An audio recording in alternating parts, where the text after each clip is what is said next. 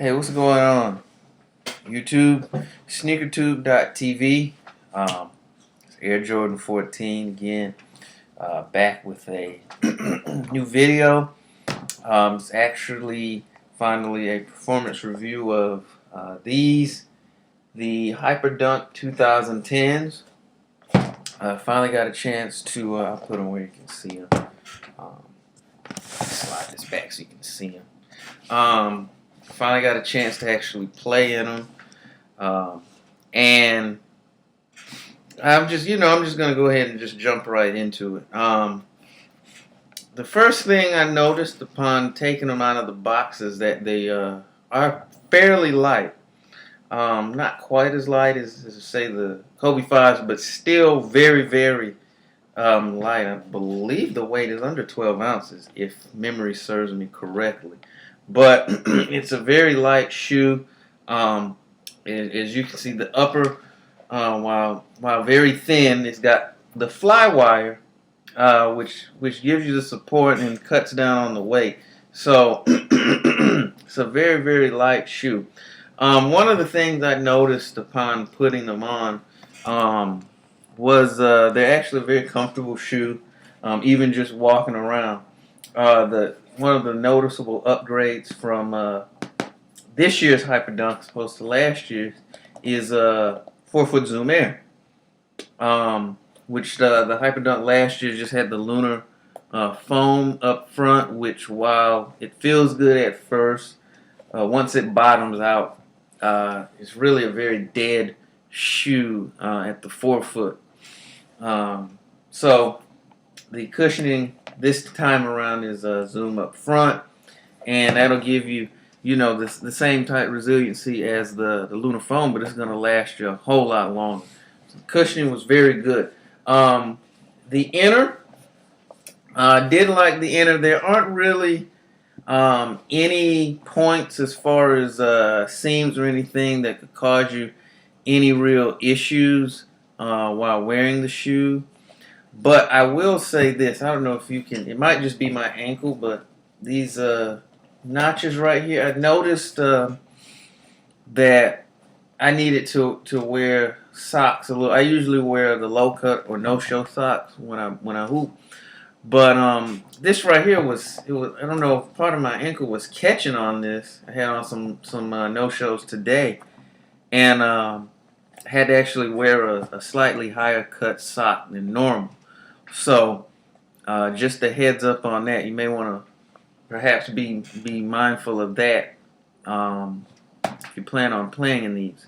But other than that minor issue, the comfort from the inner standpoint was really good. Fit was pretty good actually. I noticed with these, I did have to tie them up a little tighter, it seemed to me, than normal, because at first I have a tendency not to lace my hooping shoes all the way up to the top here.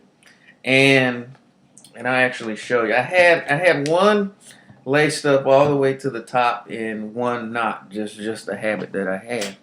But I noticed right away there was a pronounced a little bit of heel slip on this one that wasn't laced up all the way. So once I laced that up, that took care of that problem. Also, and I'll show you on this one. If you can see it, let me turn it the way you can see it. There's a hidden eyelet right there where my finger is.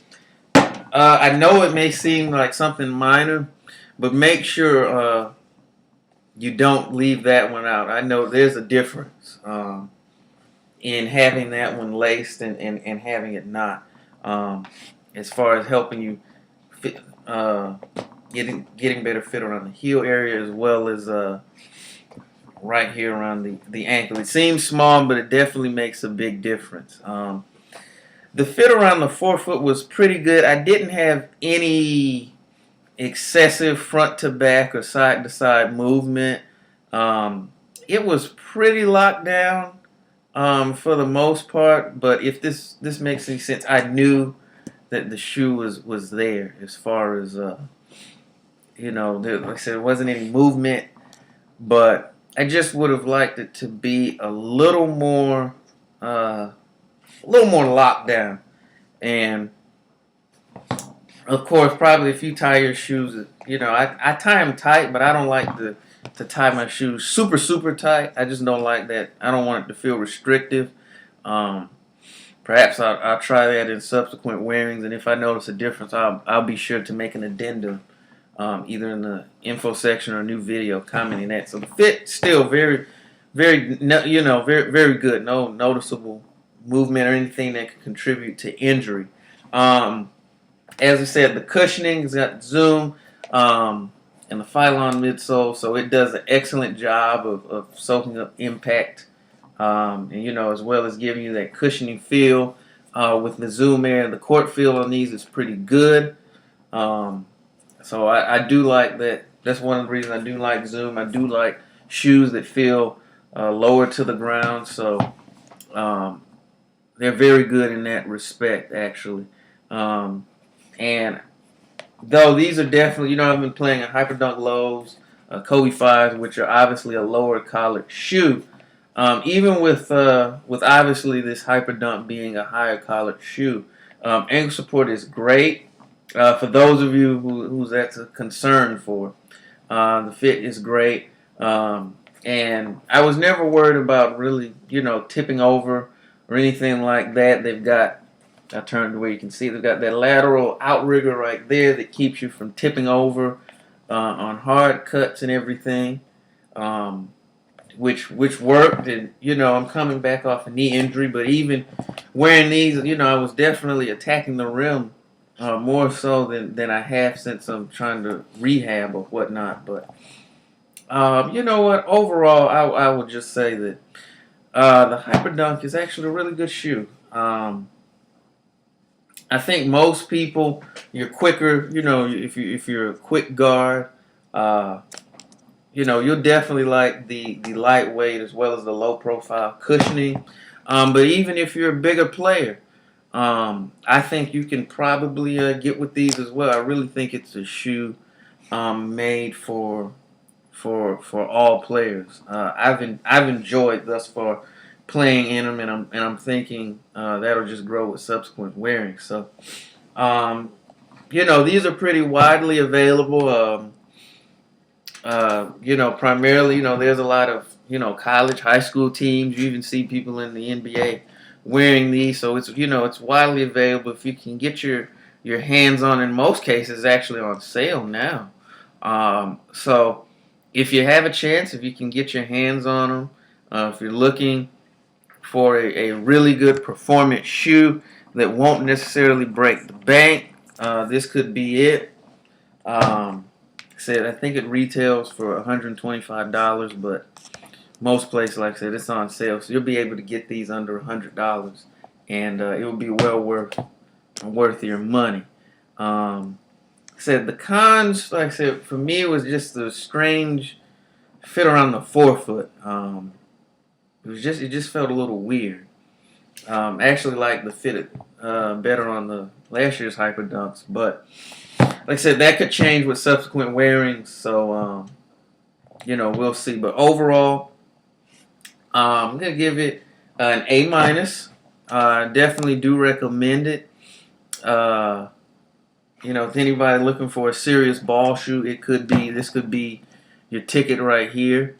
So if you get a chance to play in them, I would definitely advise you to do that.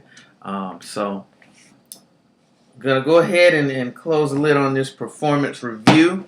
Again, thank everybody for watching. And real quick, actually, I'm just going to say this. They do hold up to wear pretty well. I don't know if you can tell, but I don't just tip around the perimeter. I'm all over the place. And, a lot of the scuffs or whatnot, you can just wipe those off, and I can still rock these if I want to. So just wanted to throw that out there just from an aesthetic standpoint. But kudos to Nike Basketball again for these. It's a good shoe. There's a reason why it's so widespread. But again, gonna go ahead and close the lid on this review. Oh snap! Before I forget, I'm sorry. Didn't cover the traction. Let me just say this real quick. As you can see, it's slightly modified, but it does have the herringbone outsole, and it does a great job of of keeping you in place.